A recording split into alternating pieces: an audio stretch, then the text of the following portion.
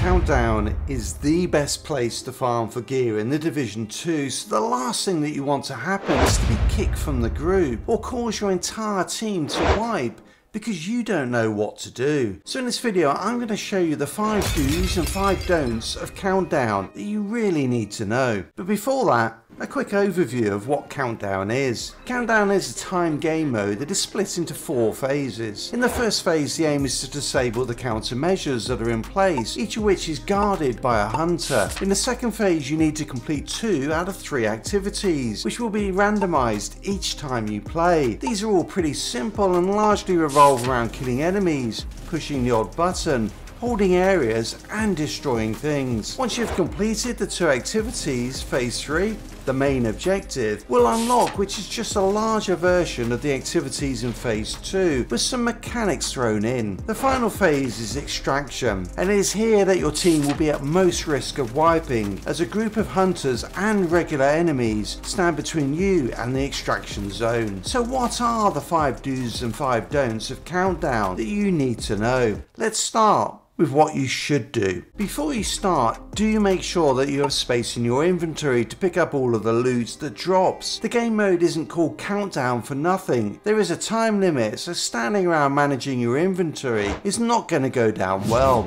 Do select your target loot before you enter matchmaking. Countdown is the best way to farm for specific loot, so don't forget to select the loot that you are trying to get. Do deactivate the countermeasures at the start. When you spawn in, your GPS will try to take you to the nearest objective, but you absolutely want to tackle the countermeasures first. Not only do the countermeasures seriously debuff your team, deactivating them at the highlighted locations delivers some great buffs that you don't want to miss out on. Do open any loot crates that you come across, as these include SHD calibration materials which are used to optimize gear, something that is essential for the endgame. And most importantly, do complete the mission objectives. There is nothing more annoying to your teammates than seeing players chase after enemies rather than tackling the objectives in each area, leading to the missions being failed and rewards reduced. Once you've completed the main mission objective, it is time to get to the extraction zone, which is the perfect time to look at what you shouldn't do. Don't leave the main mission zone without grabbing the loot first from the bright orange loot chest that is unlocked on its completion. Free loot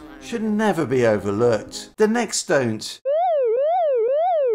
is a very controversial one. Don't run a skill build. I've seen in many forums players complaining that they queued for Countdown with a skill build and were kicked from the group, and how unfair it was. Well, let me explain why. The most likely place that your group is going to wipe and miss out on a huge amount of loot is to run to the extraction zone. And that is because of the hunters who, apart from being hard to kill and hitting like a truck, have 2 key skills. Firstly, they hack any skills that are not instant use, so your tier 6 striker drone will suddenly be wrecking your entire team. And the same goes for turrets, hives, fireflies and so on. Now, even if you are running an instant use skill, the hunter's first action when engaging is to disrupt everyone, making it impossible for you to use any of your wonderful skills. So your build will be gimped and you'll just be a dead weight dragging the rest of your team down. The next one is one that personally annoys the hell out of me. Don't strafe in front of enemies, particularly the hunters at the start and the enemies dropping from the helicopters at the end. Remember that you are in a team and they can't shoot through you when you do that. Speaking of the helicopters at the end,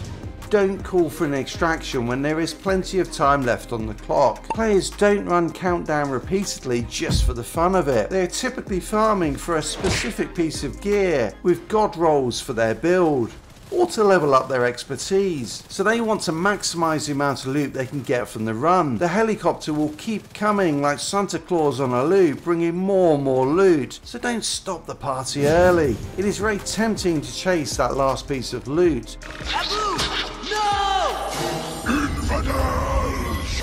But don't miss the extraction helicopter. Successfully extracting rewards you an extraction bonus, which roughly doubles the Countdown tokens rewarded. And these tokens can be used to buy gear from the Countdown vendor, including exotics. So those are the 5 do's and 5 don'ts of Countdown. Now if you're looking for a build to run Countdown with, then do check out these 3 essential builds for new players.